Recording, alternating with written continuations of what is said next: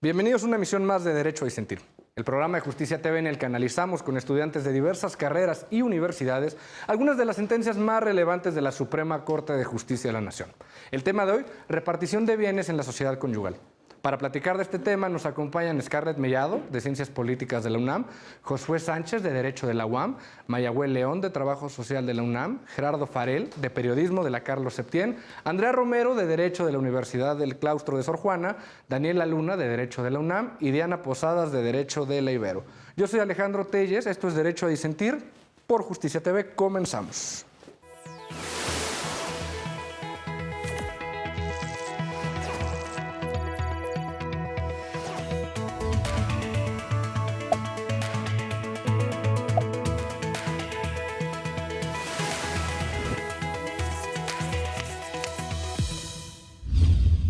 Como les platicaba, en el asunto que discutiremos hoy, la Suprema Corte determinó que era inconstitucional el artículo 170 del Código Civil del Estado de Chihuahua, vigente en 1989, toda vez que dicho precepto otorgaba un trato preferente al cónyuge varón para ejercer la administración de los bienes de la sociedad conyugal. Conforme a dicho artículo, la administración de los bienes de la sociedad conyugal estaría a cargo del cónyuge que, para tal efecto, se designen las capitulaciones matrimoniales. Y si se omitiera dicha designación o no existen las capitulaciones, el administrador sería el marido. La ministra y los ministros integrantes de la primera sala concluyeron que esa disposición contraviene lo previsto en el artículo 4 constitucional y 24 de la Convención Americana sobre Derechos Humanos, pues restringe la capacidad jurídica de la cónyuge, su acceso a los recursos, su posibilidad de concertar cierto tipo de contratos, de administrar esos bienes y de involucrar recursos administrativos o judiciales, y tiene el efecto ulterior de reforzar las desventajas sistemáticas que impiden la capacidad de la mujer para ejercer una serie de otros derechos y libertades. Bienvenidos a Derecho a Disentir, muchas gracias por acompañarnos. Quisiera abordar un poco el tema de manera más general antes de entrar a la sentencia, ¿no? Primero, Scarlett, ¿cuál es tu opinión? ¿Sí se vive un tema de discriminación muy latente hacia la mujer en México? Considero que, bueno, las mujeres a lo largo de la historia pues hemos pugnado por este reconocimiento de derechos. Y justamente como tú lo expresas y como lo leímos en esta sentencia que ocurrió en Chihuahua por un matrimonio que fue en 1989, las leyes de ese tiempo, que todavía no es muy lejano a lo que tenemos en la actualidad, o sea, es un tiempo muy reciente, existía ese tipo de discriminación donde pues si no quedaban pactadas este tema de las capitulaciones matrimoniales, automáticamente la administración de esos bienes que se dieran en esa sociedad conyugal, pues quedarían en manos del marido. Entonces, ¿dónde queda el papel de la mujer? Esa autonomía jurídica que puede tener dentro pues, de este contrato, digamos, de carácter civil, que es el matrimonio, al momento de disolverse. En ese caso, yo pensaría que el responsable por poner estas capitulaciones, pues era el marido, y no lo hizo, ¿no? Para poder llegar a un acuerdo con su entonces esposa. Ok, muchas gracias. Gerardo, bienvenido a Derecho a Disentir. Gracias. Cuéntame, ¿a ti qué te parece la sentencia? ¿A favor, en contra? ¿Por qué?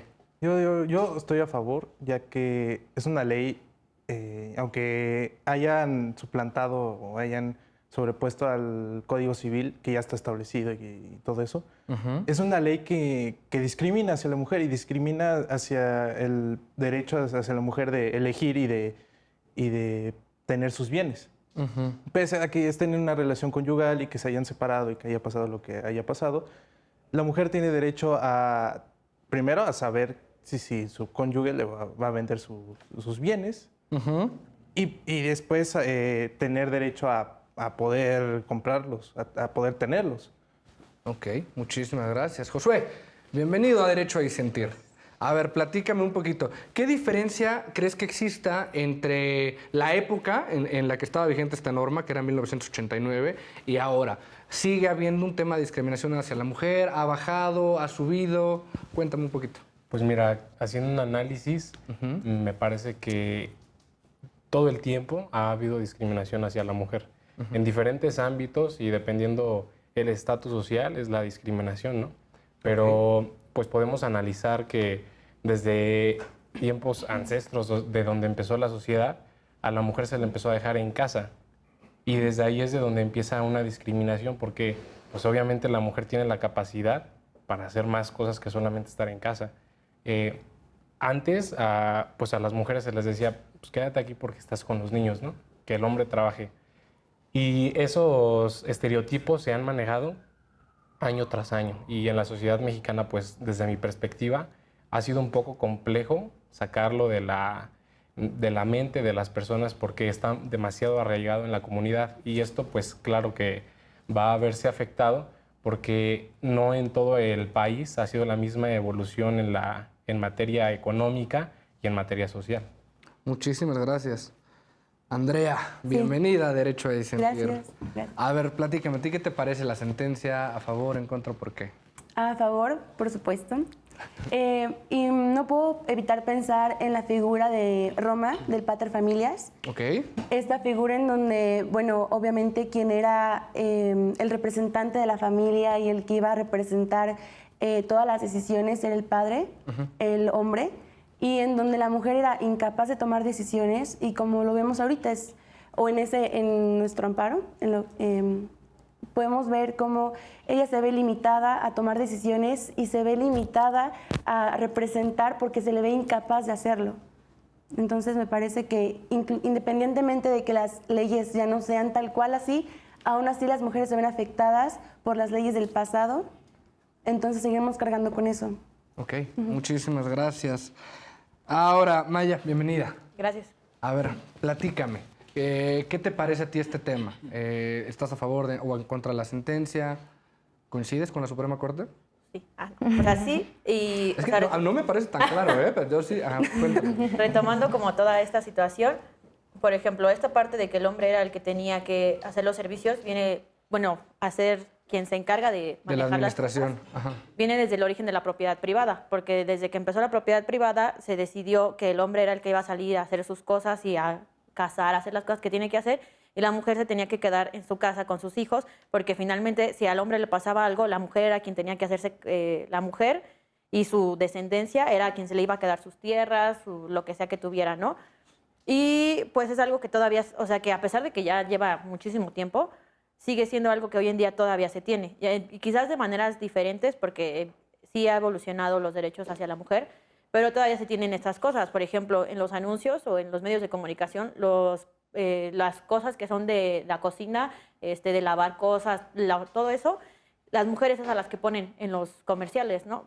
Te vendo una lavadora, pues es que la mujer es la que está ahí. Hay algunos anuncios que ya han modificado esas partes, pero finalmente todavía se tiene esta idea de que la mujer es la que se encarga. Hay muchos anuncios, por ejemplo, y a los hombres es de mecánica o de pagar cosas o pues cualquier situación que tenga que ver con esta parte.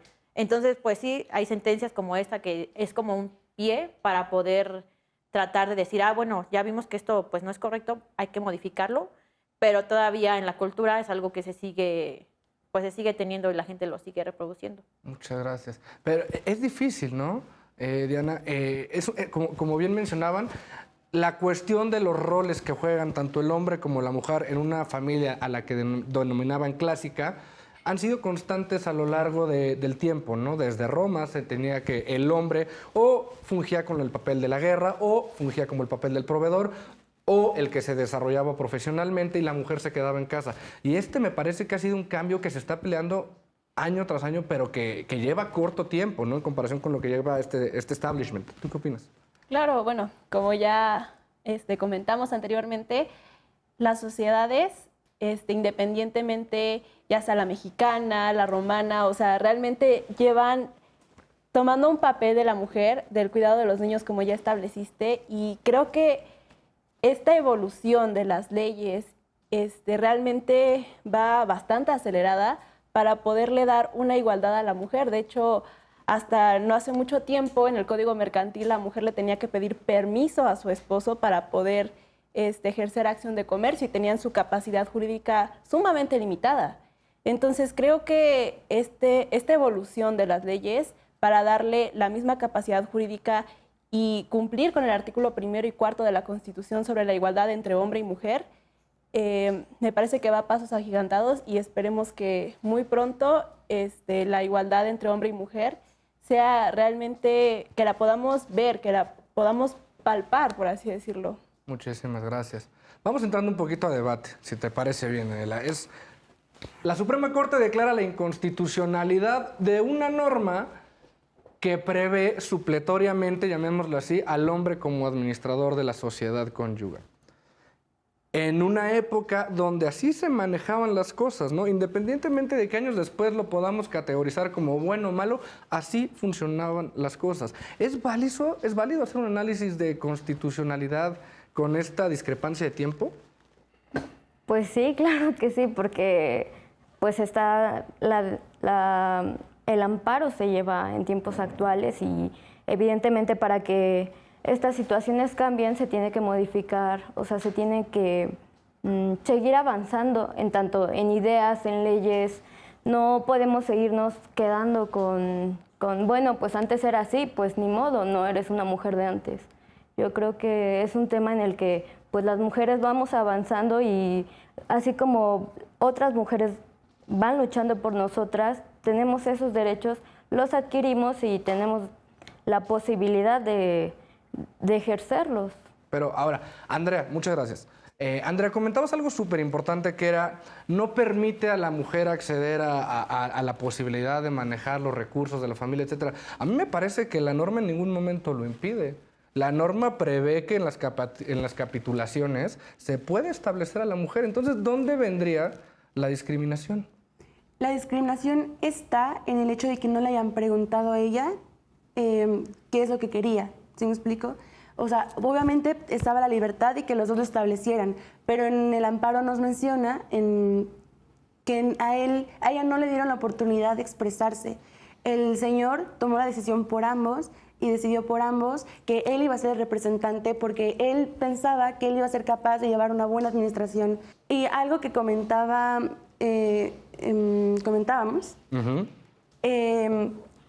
me parece que es muy importante aplicar el principio de no retroactividad, en donde no podemos afectar, o sea, si la ley es pasada y afecta a la persona, no se aplica. Pero si la ley es pasada y beneficia a la persona, entonces sí se aplica. Entonces creo que es importante acordarnos de eso y entender que, pues sí, que independientemente de que el Código Civil haya sido de 989, se tiene que aplicar a las leyes actuales, porque sigue afectando a la mujer. Pero yo creo que en la parte de la discriminación se centra más en la norma, en la cuestión de que hace referencia a que al hombre se le va a dar el derecho si no se lleva el protocolo que está pidiendo la norma. Entonces, esa es, desde mi punto de vista, la discriminación, porque pues cómo vas a darle todos los derechos a un hombre porque el protocolo él no lo quiso hacer, ¿no? Tendría que ser el protocolo a fuerza, aunque no se haya decidido desde un inicio, al final que se les dé pues el derecho a ambos de pelear por esa situación. Claro, porque igual derechos significan responsabilidades al mismo tiempo, entonces por lo mismo tiene todos los derechos él, pero al mismo tiempo tiene todas las obligaciones. Entonces hablamos de equidad de género y de igualdad, entonces tendremos que pensar en los mismos derechos para todos y las mismas obligaciones para todos. Sí, claro, y también, bueno, por ejemplo, la parte de la discriminación, agregando lo que dijo Josué, es que se asume en automático que el hombre tiene mejor capacidad para poder administrar sus bienes. O sea, es lo que se piensa. Bueno, si se separan, el hombre va a tener mejor capacidad, ya sea porque la mujer es muy sensible o porque seguro va a gastarse todo el dinero o no sé qué va a hacer con su casa, algo por el estilo, porque es una... ¿No te parece que estamos asumiendo que la norma... Pues considerando la época, que es 1989, más o menos sigue siendo como el pensamiento que se tiene. Todavía en esta actualidad, cuando le preguntas a algunas personas cuáles son las características de una mujer y cuáles son las características de un hombre, todavía te pueden decir que la mujer es eso, que es sensible, que es muy impulsiva, que no sé qué, y los hombres no, pues son más, no sé la palabra de, no pensantes, bueno, que son más, que es más fácil que ellos lleven los bienes porque no se dejan llevar por los sentimientos, algo así. Sí, pues hay todo este tema de la imposición de los roles de género de hombres y mujeres y esto ha sido desde la creación de las sociedades, la división del trabajo y todas estas cuestiones y pues en el Código Civil se ha visto reflejado, ¿no? Como anteriormente que se le daba la preferencia a la mujer para que cuidara de los hijos porque pues las mujeres socialmente somos vistas como las que podemos llevar eso mejor que ellos, ¿no? Y es todo esto, o sea, sigue siendo rol de género y es algo que ha afectado socialmente y al legislador también se le ha visto envuelto en estas cuestiones machistas Pero es que, a ver, lo que me parece es que estamos asumiendo a un legislador machista, a un legislador a la antigua, cuando el legislador es el que está previendo la posibilidad de que la mujer lo administre. Es decir, si analizamos la integridad de la norma, te está diciendo tanto hombre como mujer tienen la capacidad para manejar los bienes de la sociedad conyugal. Y es una cuestión que les corresponde a cada pareja decidir. Me parece que eso lo define la norma. Dice, bueno, y si se te olvidó, definamos qué es el hombre. Punto. Que era una cuestión que se llevaba a cabo por costumbre, ¿no? Que el hombre lo hacía. Bien o mal, se tenía esa costumbre. Es responsabilidad de todas las personas, como ciudadanos, conocer nuestros derechos, ¿no? Y el no saber, y el no conocer la ley no nos exime de ella. Pero también hay que preguntarnos si la mujer sabía en ese entonces, en general, cuáles eran sus derechos, ¿no? Para empezar. O si el hombre sabía sobre esto y se lo había comentado ella. Oye, tenemos la posibilidad de decidir sobre quién va a representar, quién va a llevar la administración de nuestro hogar, por ejemplo. Pero me parece que tienes razón. O sea, al final del día no es...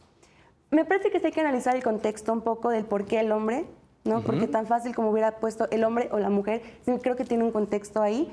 Pero también entiendo que es un resultado de no estar enterado de la ley y al final pues no nos exime de ella. Quisiera agregar que, bueno, independientemente de que la mujer no hayan designado quién era quien se encargaba, me parece que en el momento en el que se paran y quieren ver qué sucede con esa sociedad conyugal, con sus bienes, creo que debería ser un acuerdo mutuo. ¿Por qué tiene que ser el marido, el varón, el que se tiene que encargar? Porque básicamente es una decisión de los dos. La sociedad conyugal consta pues de dos personas, el matrimonio es de dos personas. Entonces, me parece un poco, bueno, no un poco, demasiado discriminatorio. ¿Por qué? Porque sigue siendo una relación de dos que se está separando y son bienes de los dos en la sociedad conyugal. Finalmente, pues ellos acordaron meter todos sus bienes en esta sociedad y que el simple hecho que ellos no hayan designado quién se encargaba de la sociedad, me parece que tiene que ser un acuerdo mutuo y no nada más de la decisión del varón si es que no lo designaron en su momento. Alejandro, constitucionalmente está reconocido la igualdad entre hombres y mujeres. Además, apelando a un nivel de jerarquía normativa y de tratados internacionales, pues está esta parte de la Convención Americana de Derechos Humanos, donde se reconoce la no discriminación ni a los hombres y a las mujeres. Entonces, al momento que esa norma, aunque sea antigua y que era lo correcto desde la perspectiva de esa época, y vemos que en automático, si no hay una designación de esas capitulaciones, la administración de estos bienes pasa directamente al hombre, pues ahí ya hay una discriminación per se, o sea, es directa, es muy evidente, porque no está contemplando este parámetro de igualdad reconocido a nivel constitucional. Pero ahora, no perdamos de vista, perdóname, que lo que está haciendo la norma es salvaguardar que no existe una laguna legal. Es decir, tienes la posibilidad de hacer capitulaciones en las cuales estableces si tú o tu pareja se van a hacer cargo de la administración. Pero yo como legislador tengo que prever también los casos en los que no se hagan estas capitulaciones, porque no son obligatorias. Y lo único que hace es decir que en este caso sea el hombre. Lo entiendo perfectamente, pero ahora, ¿por qué no, en vez de decir el hombre, por qué no la mujer? Es lo mismo, ¿no? Al final va una persona cuando no se establecieron quién de los dos. ¿Me explico por qué no la mujer? Creo que sí hay un porqué de eso. Pero respondiendo o comentando un poco más sobre lo que dijo Scarlett de la Convención Americana sobre Derechos Humanos, el artículo 24 nos menciona de la responsabilidad de ambos, ¿no? En cuestión de los derechos y de la ley.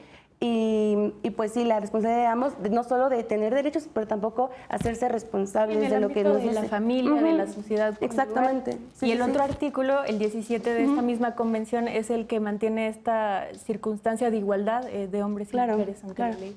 ¿A ti te parece, Gerardo, que sí existe esta discriminación cuando prevé supletoriamente que cuando no se encarguen entre los dos yo decido estado quién? Pues sí.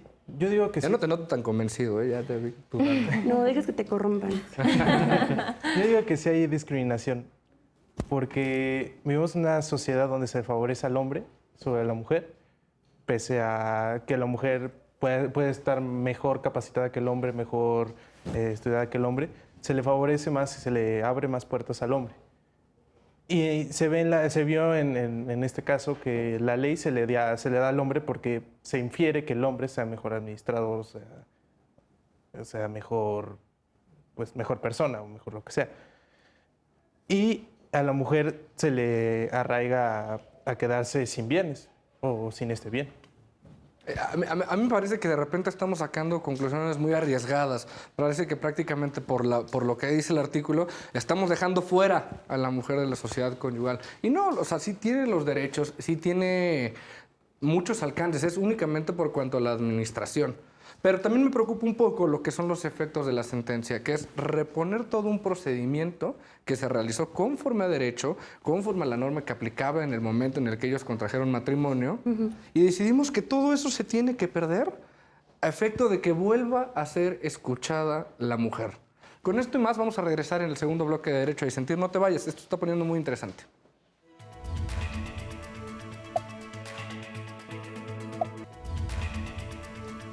Estamos de vuelta en Derecho a Disentir por Justicia TV. Estamos platicando un poquito sobre un artículo del Código Civil previsto en 1989 o vigente en 1989 que establecía supletoriamente al hombre como el administrador de los bienes de una sociedad conyugal. Ya tocamos un poquito sobre si esto es inconstitucional o no por resultar una norma que discrimina, implícita o explícitamente. Ahora, los efectos de la declaración de inconstitucionalidad de esta sentencia es que se reponga todo un procedimiento que ya se llevó a cabo conforme a la norma, ya fue oído y vencido en juicio el esposo, y todo lo vamos a dejar sin efectos, a efecto de que ella pueda ser escuchada. ¿Tú crees que es una conclusión correcta esta? Pues mira, si en la Constitución, en el artículo 1, nos hace referencia a que tiene que haber una igualdad. Y si desde el artículo 1 esta decisión, esta sentencia, no respetó esa norma, pues claro que debería de eliminarse todo el procedimiento jurídico e iniciarse de cero. Porque si a una mujer no se le da, bueno, a cualquier persona, sea mujer u hombre, no se le da la opción de defenderse en su juicio, es una sentencia que pues en ningún momento va a ser justa, porque sería como en los tiempos anteriores, en los cuales nada más se te juzgaba por lo que se te veía y más no por el acto que habías cometido. Entonces, desde mi punto de vista, creo correcto que se haga todo ese procedimiento de eliminar e iniciar de nuevo el proceso. Ahora, Maya, yo te quisiera preguntar, un poquito alejado de este tema, pero al final lo vinculamos un poco. ¿Tú qué opinas de todas estas normas que ahora establecen, por ejemplo, la paridad de género en cargos públicos? Pues es justo una forma como de tratar de de poner las cosas parejas, Ajá. porque finalmente hay todavía, por ejemplo, esta ley, ¿no? Donde ponen que el varón es el que tiene los derechos, y todavía hay leyes por el estilo. Y tristemente todavía tenemos muchas personas arraigadas ciertas cuestiones machistas. Entonces, si no hay algo que nos diga que tenemos que hacerlo, no lo vamos a hacer. Todavía se puede ver, incluso en esta de la paridad, ¿no? Que tiene que haber mujeres, pero todavía puede escuchar mucha gente que comenta como de, pues es que seguro esa chava solo está ahí porque, pues no sé, porque tenía algo con la persona o porque nada más la pusieron de pura, de que, ¿cómo se dice? Bueno, de que la pusieron nada más para aparentar, ¿no? Ajá. Y entonces todavía es algo que se tiene. Entonces, por ejemplo, si la ley no te lo dijera, pues no lo harías porque dirías, no, pues esta persona está más capacitada, o verías otras características que quizás tú no lo haces conscientemente, pero es algo que haces. Pero más que nada, yo creo que en la creación de estas normas debería de haber algo anterior a ello.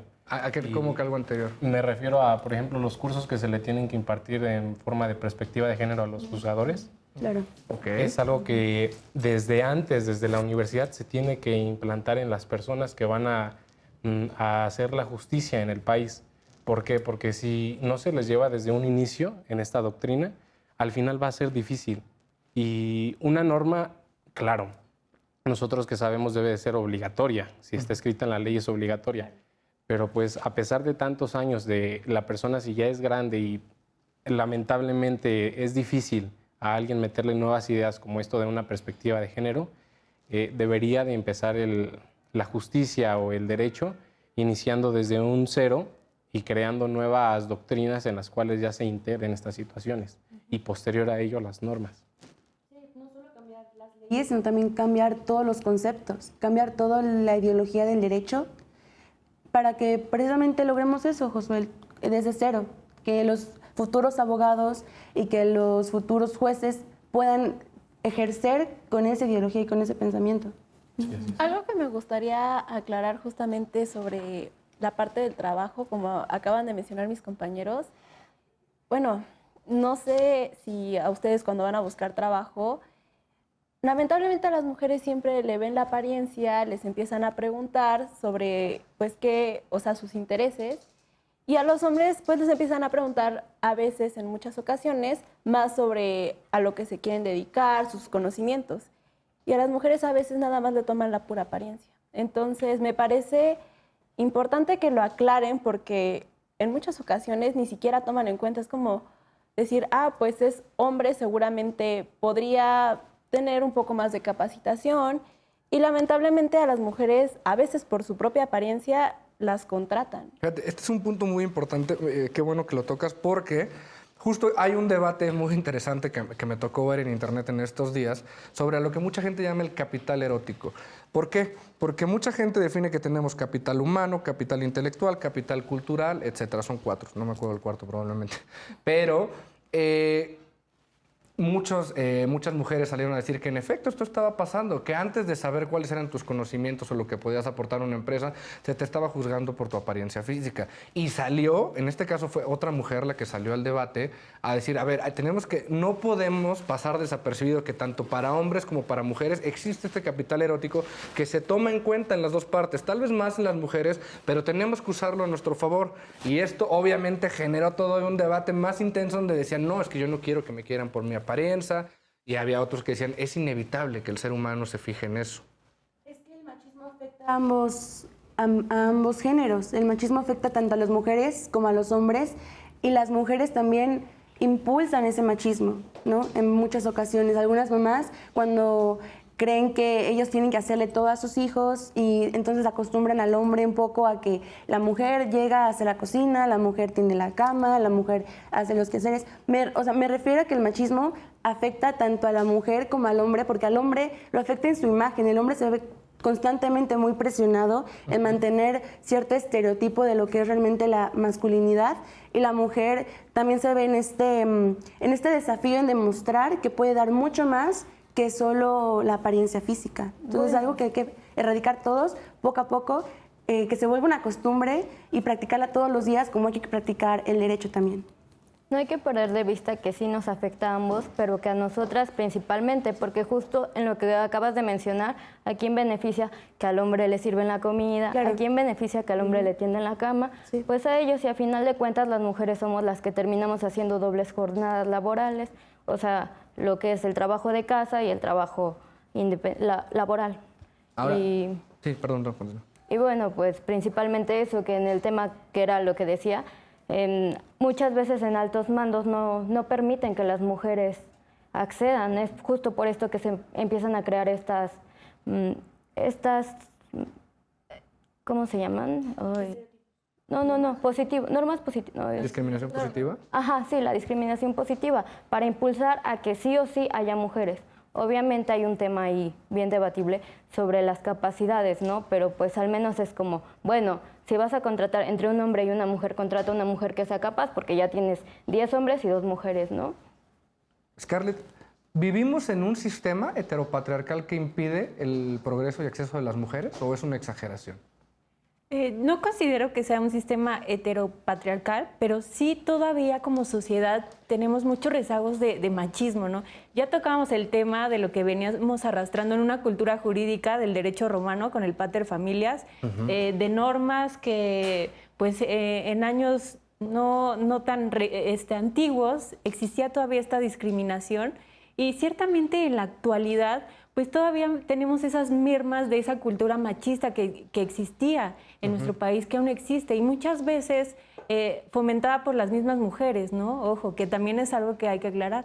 El tema de la educación es muy importante. El decir, romper esos esquemas, esos estereotipos donde la mujer, no sé, tiene que vestirse de rosa y el hombre de azul, o la mujer solo puede estar en su casa cocinando y el hombre tiene que ir a trabajar. Entonces, también como los que sean padres de familia, pues involucrar a sus hijos en diversas actividades y romper este tema de que si son cosas para mujeres o hombres, sino pues tienes un hijo en casa, lo puedes igual a poner a lavar los trastes, o igual una niña si quiere jugar con un cochecito, adelante. Es el tema de romper esos prejuicios que tenemos como sociedad, porque ya a niveles más extensos en el ámbito laboral, como tú lo platicabas, pues sí, es lamentable cómo las mujeres también tenemos que esforzarnos a veces 2 o 3 veces más porque nos tomen en serio realmente. O sea, puedes tú tener 2 licenciaturas y el diplomado, la maestría, y te van a estar juzgando más por tu apariencia, ¿no? O en las revistas, incluso de política o notas de ciertos periodistas,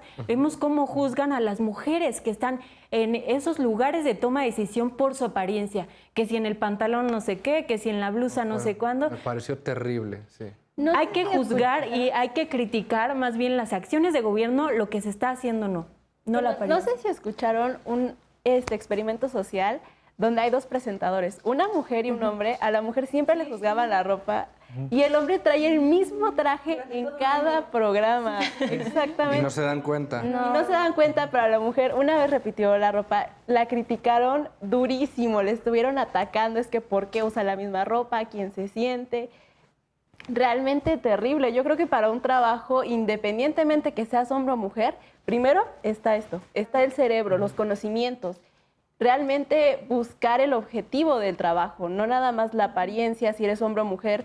Creo que eso no tiene nada que ver si eres hombre o mujer. Somos seres humanos y en un trabajo lo que buscamos es que se cumpla el trabajo y esté bien hecho. Sí.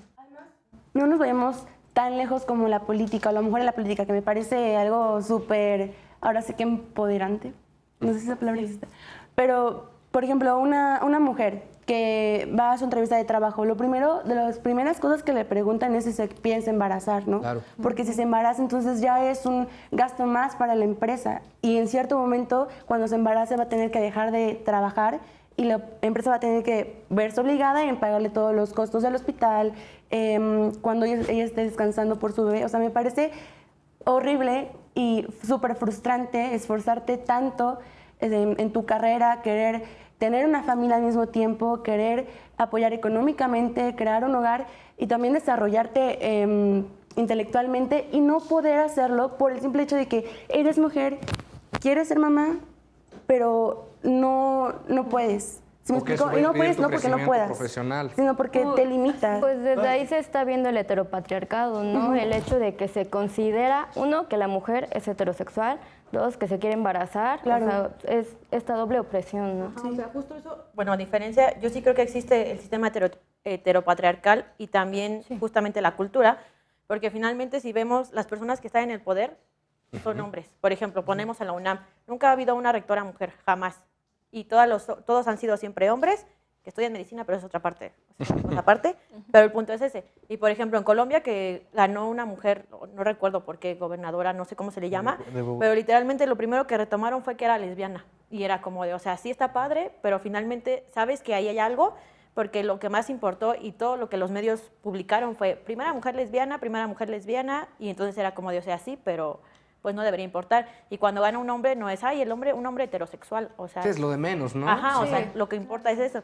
Y pocas, por ejemplo, igual cuando llegó con Andrés Manuel, la mujer que tenía muchos títulos y que hasta la gente se sorprendió porque era policía, creo. 14 doctorados, Ajá, una cosa y era como brutal. de, no manches, y yo sí supe de gente que era como de, ay, es mujer, y tú así, o sea, no importa. Claro, tal vez tienes razón, tal vez es un hecho que no hubiera resaltado tanto si fuera un hombre, ¿no?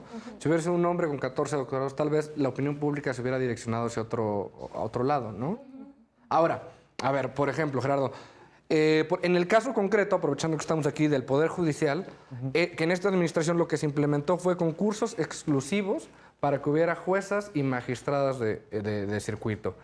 Y hubo voces que decían que esto era incorrecto, que teníamos que permitir, como era un examen de aptitudes, teníamos que permitirles que jugaran en la misma cancha.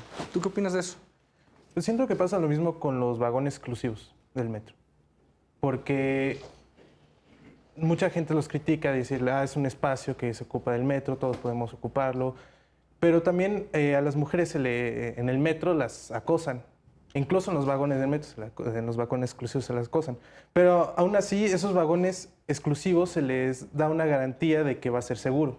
Y pasa lo mismo en esto, que da una garantía de que va a llegar una mujer a un sistema que siempre ha sido dominado, o se tiende a que siempre ha sido dominado por un hombre. Ahora, en esto que comentas, es un tema interesante sobre este tipo de medidas que toman los gobiernos. ¿De qué sirve, Scarlett, que dividamos los vagones y hagamos uno para mujeres? Porque al parecer me parece que estamos haciendo un parche solamente, ¿no? No estamos combatiendo el tema de no acoses, no puedes tocar a las mujeres en su consentimiento.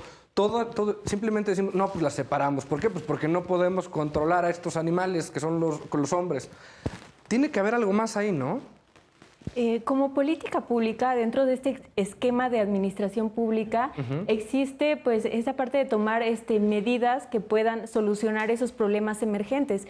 Y es que el acoso de carácter sexual hacia la mujer en los sistemas de transporte colectivo y en sí en todo el transporte público, pues es muy grave y muy preocupante las cifras que ha demostrado que tenemos por las denuncias, y también que fue algo que el gobierno aceptó.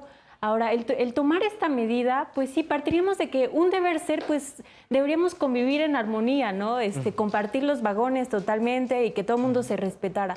Pero la realidad que viven miles de mujeres en su día a día cuando se transitan a su escuela, al trabajo, a sus hogares, es pues ese temor por recibir algún tocamiento, alguna ofensa de un hombre. Entonces, por eso tomar esta medida como política pública, que obviamente la intención no es que se quede eterna, ¿no? Okay, eso es sea importante. mientras se trabaja en una política integral donde se haga conciencia a los hombres, lo que tú decías, ¿no? De pues está mal que ofendas a una mujer, ¿no? No la toques. Entonces, reeducar a la población y en este caso a los hombres. Y es lo que estamos haciendo como sociedad y es lo que estamos combatiendo en México. Porque de ese tipo de violencia nos saltamos a otra aún más grave, que es el feminicidio, ¿no? Que ya es, bueno, otro tema que nos da para un programa igual, pero es muy lamentable la violencia que vivimos como mujeres en México. Como ya comentó Scarlett, bueno, no es algo que me guste decir, pero lamentablemente siento que es verdad. Las mujeres somos un grupo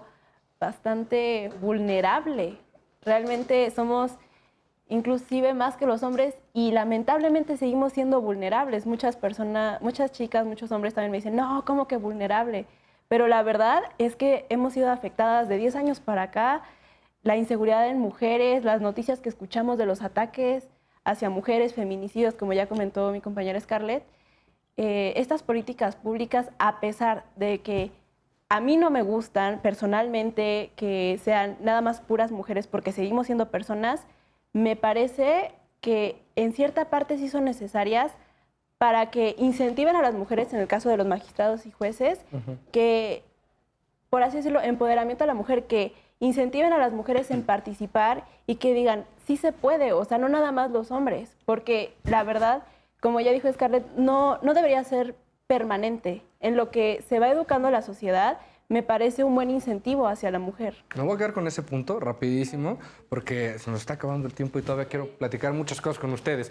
Pero sí, estas medidas necesitan tener un carácter de temporal, ¿no? Si tenemos medidas como la paridad, la división de vagones, etcétera, viéndolas, como ustedes decían, a largo plazo o de manera eterna, pues no están ayudando en nada a la sociedad. Lo que tenemos que cambiar es la mentalidad. Y ahí abordamos un poco del tema que mencionábamos al principio. La norma puede por sí misma cambiar conductas sociales o las conductas sociales son las que generan estos cambios normativos. Con esto y más vamos a regresar en el tercer bloque de Derecho a Disentir. Nos quedan muchas preguntas que resolver. Quédate y acompáñanos.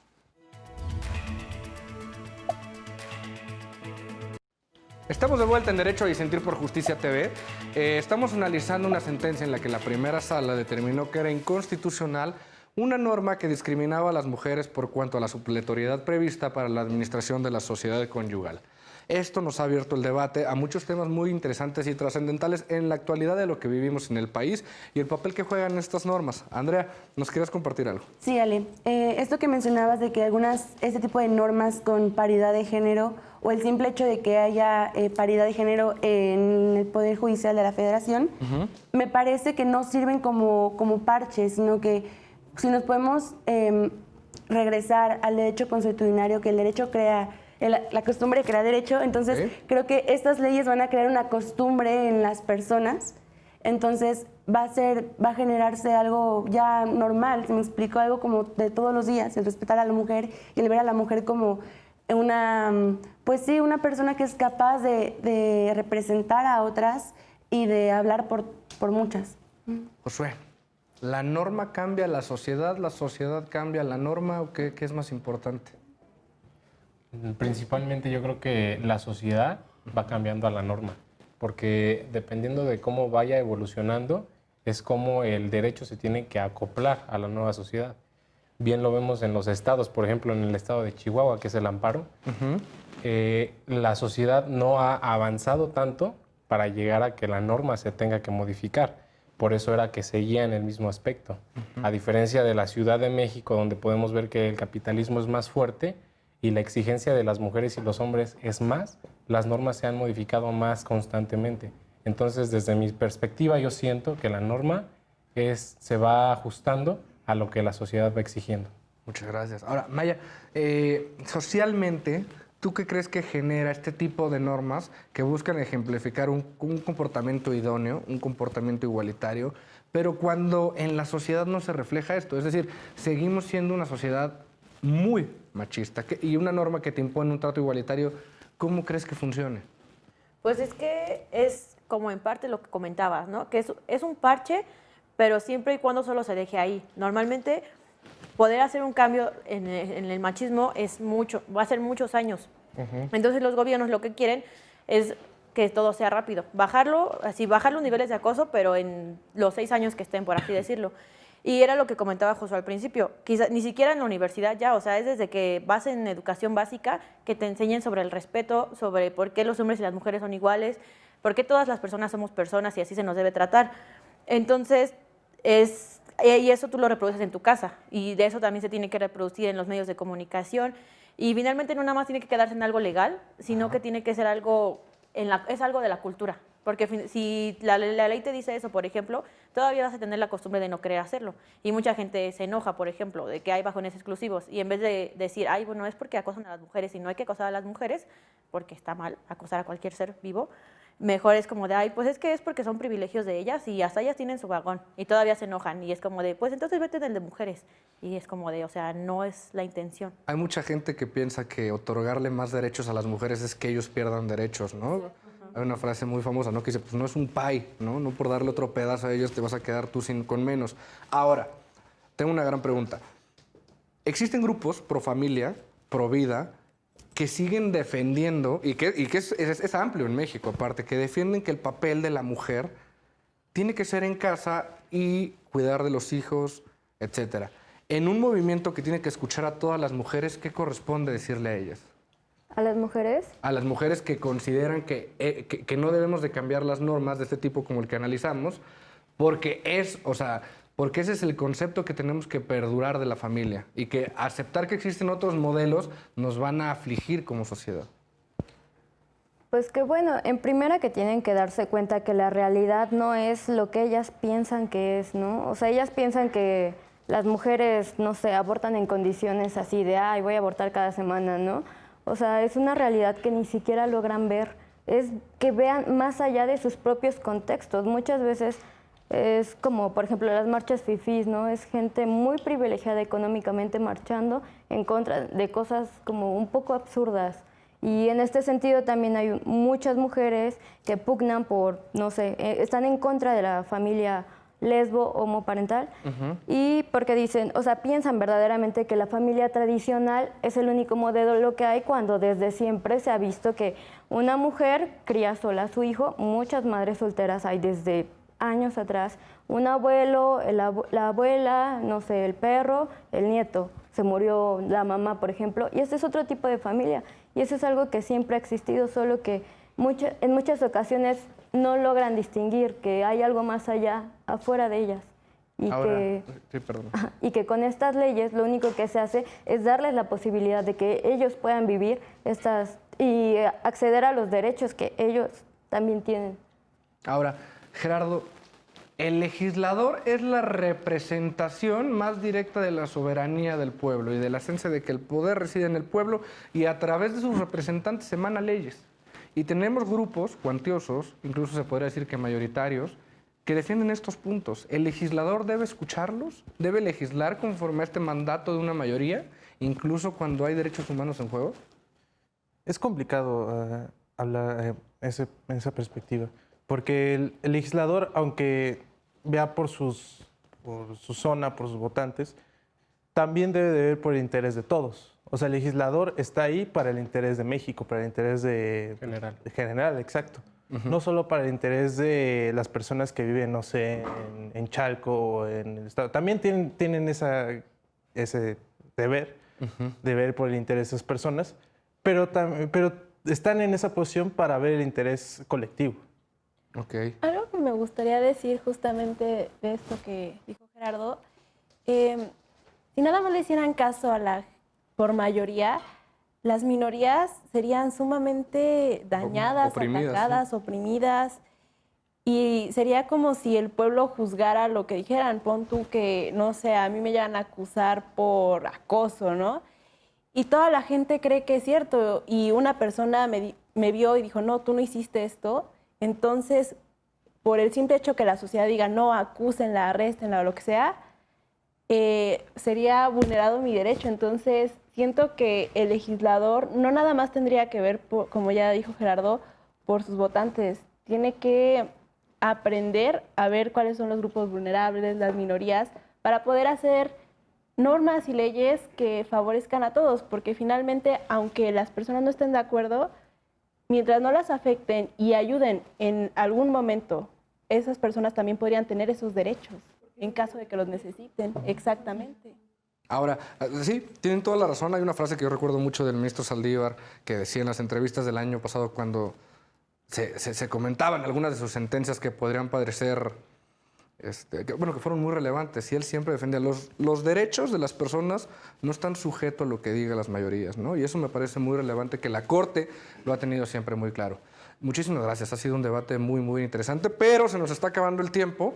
Entonces quisiera ver si nos podrían regalar sus conclusiones de manera muy breve. Scarlett. Gracias, Alejandro. Un gusto estar aquí en tu programa con todo el equipo de Derecho a Disentir. Y bueno, ciertamente sí, tenemos que seguir reflexionando cómo en nuestro país las mujeres seguimos viviendo este tema de discriminación. Es importante que las mujeres y los hombres que decidan contraer un matrimonio se sientan con esa plena libertad de poder elegir si se casan bajo este esquema donde van a compartir esos bienes que construyan en esta sociedad conyugal, que tengan certezas, ¿no? También. O sea, que no exista ese miedo, desconfianza. También vivimos en una sociedad donde también los jóvenes ya no creen tanto en este esquema del matrimonio. Entonces, como sociedad tenemos un reto de cómo establecer nuevas reglas de convivencia para este tipo de preceptos de compromiso en una relación. Muchísimas gracias. Pues, muchas gracias por invitar. Cuando guste. Siento que, como ya hemos comentado todos, la mujer aún tiene mucho camino en esta sociedad. Tiene mucha lucha que tiene que hacer, no solo mujeres, también hombres, para quitar, porque el sistema no solo afecta a mujeres, también afecta a hombres, como ya hemos mencionado. Pero también tenemos de ver otros casos, donde, irnos a ver si hay más casos de ese tipo y ver por qué pasa esto, por qué hay leyes de este tipo en México y cómo se podría solucionar también. Muchísimas gracias. Bueno, pues muchas gracias antes que nada por la invitación al programa. Y en conclusión de este tema, creo que debería de existir un análisis continuo para las normas y ver la sociedad mexicana, porque yo siento que las perspectivas que cada ser humano tiene son diversas y necesitamos analizar en qué sociedad estamos y para qué sociedad vamos a trabajar en un mejor futuro. Entonces, ciertamente la Suprema Corte es una institución que se está encargando de mejorar continuamente estas normas y pues que siga siendo así para que tengamos un mejor país. Muchísimas gracias. Yo puedo concluir que negativamente no solo somos un país, bueno, hablo en general, no digo todo el mundo, pero en rangos muy amplios, supongo, que no solo somos un país machista, sino también clasista, racista. Entonces, definitivamente creo que sí hay que cambiar nuestro chip y también es parte y tarea de nosotros, por ejemplo, en este caso las mujeres, es tarea de nosotros creernos que realmente somos sujetos de derecho, que tenemos una voz, que tenemos una historia que nos resguarda y que es nuestra tarea seguir con denuncias, con sentencias, con tesis, crear ese tipo de derecho que nos incluyan a nosotras. Muchas gracias. Pues yo me quedo con que ese tipo de normas son un reflejo de la sociedad. Entonces, lo que tenemos que hacer es no solo modificarlas conforme va avanzando la sociedad, sino que hay que modificar la cultura, hay que modificar cómo se ve reflejada la educación desde todos los niveles y que conforme a eso vamos a poder ir erradicando estas ideas todavía que tenemos sobre las diferencias que hay entre hombres y mujeres y sobre lo que hace discriminar pues, a todas las personas, ya sea su condición, su sexo, su orientación, etcétera, y que eso es lo que tenemos que hacer, que es lo que hay que enfocarnos en esa parte. Muchas gracias. Agradezco nuevamente la invitación a Derecho a Disentir y quisiera decir que una solución rápido para la sentencia sería, para tener seguridad, que 50-50% de las responsabilidades fuera para ambos cónyuges como solución para su capacidad. Y en cuanto a la igualdad entre hombre y mujer, me parece que vamos tal vez un poco atrasados, pero creo que vamos por buen camino y me parece que hombres y mujeres extraordinarios estamos luchando para que esta igualdad se pueda lograr. Muchas gracias. Bueno, gracias.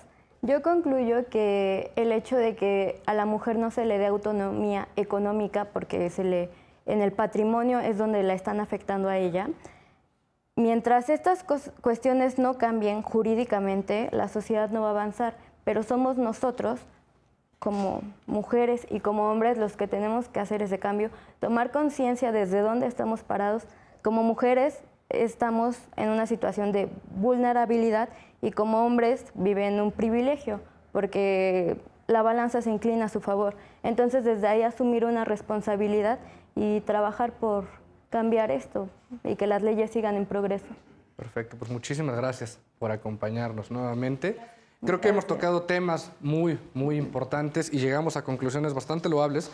Tenemos que entender que estas normas hacen que perdure un sistema heteropatriarcal en el cual el hombre ha tenido una situación de privilegio. Internalizar que esto está mal y que tenemos que cambiarlo poco a poco es un paso importante en esta lucha continua por los derechos.